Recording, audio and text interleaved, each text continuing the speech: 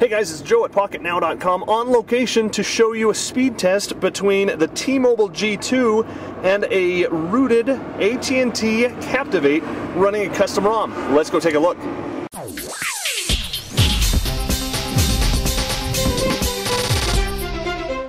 Alright, on the right we have a stock T-Mobile G2, which is an 800 megahertz phone. On the left we have an AT&T Samsung Captivate, which comes with Android 2.1 as the stock operating system. And when we ran Quadrant, which is the de facto standard for benchmarking apps, the initial time we got 909 points. Now you remember from when we were running it on the G2, we got significantly higher than that. Well, when we ran the Cognition ROM, when we flashed the Cognition ROM, which is Froyo or Android 2.2, the first time we ran that, we got 989 points, which isn't a huge improvement. We thought we'd see a huge improvement when we went from stock Android 2.1 up to 2.2, and we just didn't do that. Of course, it's not a stock ROM anymore. The interesting thing is when we ran the Cognition ROM and applied the one-click lag fix, and I think you're going to be amazed at the results. So let's go ahead and see what those results are. Alright, so here we go, running both the benchmarks at the same time.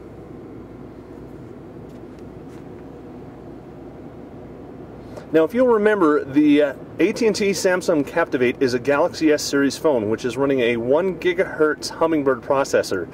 Over on the other side, the T-Mobile is using an 800 megahertz Scorpion processor. So they're not really one-to-one. The Hummingbird is a 45 nanometer processor, and so is the Scorpion. But it's not like the 1 gigahertz processor, which was in the Nexus 1. That one is a 65 nanometer, and it's the older generation. So we're really comparing two side-by-side similar chips here. Of course, the difference being 800 megahertz versus 1 gigahertz.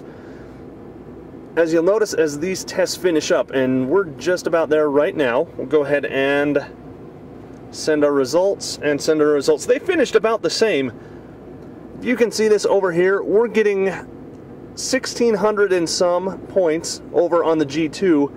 And on the Samsung, we're seeing 1,800. Now, when we ran this the first few times, we were getting into the 1900s. Now, remember what I said the first time. The stock ROM gets 900 points. The stock, well, the Cognition ROM, which is a Froyo-based ROM, doesn't increase the speed that much. That means, at least if we want to make this comparison, that Froyo doesn't make as big a deal as we all thought in the benchmarks. 909 to 989, that's not much. But where the huge difference is in the ability of the device to access the file system. And that's where the Samsungs are at a competitive disadvantage. They have their proprietary Samsung operating system, but as soon as we apply that proprietary lag fix, the speed of the Samsung jumps up by double.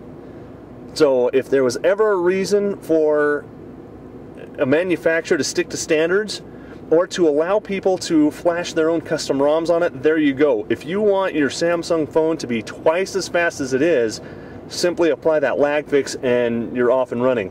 Now, that having been said, a 300-point difference between the G2 and, a 200-point difference between the G2 at 800 megahertz and the Galaxy phone at 1 gigahertz, that's not a big deal. 800 megahertz to 1 gigahertz, 200 points, that's kind of what I'd expect, especially since the Samsung has much better graphics and video handling than does the G2.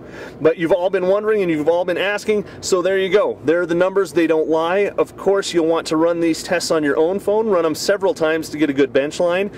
These numbers are right in line with what I've been seeing in the past. So, showing you the true speed, or the potential speed, of the AT&T Samsung Captivate versus the T-Mobile stock G2. I'm Joe for Pocketnow.com.